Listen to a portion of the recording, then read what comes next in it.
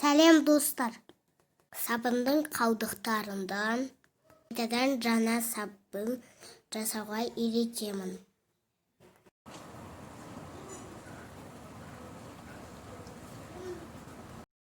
Бұл үшін бізге сабынның қалдықтары керек.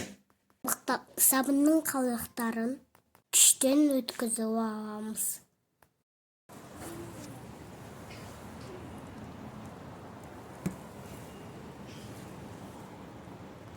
Сосын формамызға саламыз.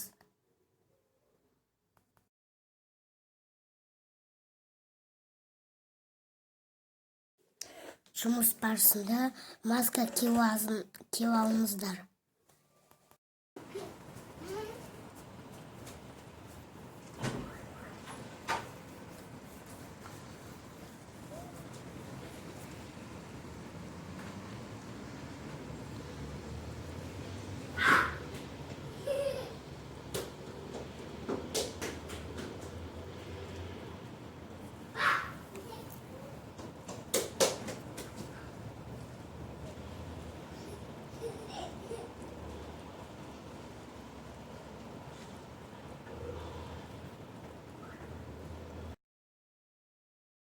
Оның үстіне 4-5 қасық су қоямыз.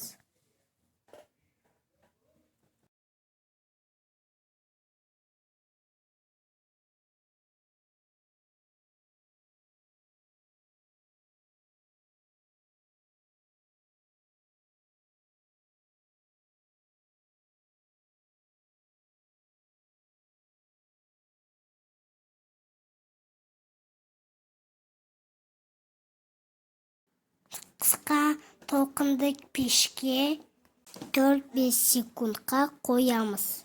Сосын үстін тегістейміз, сосын қатырамыз. Бізде осындай формада сабын шықты.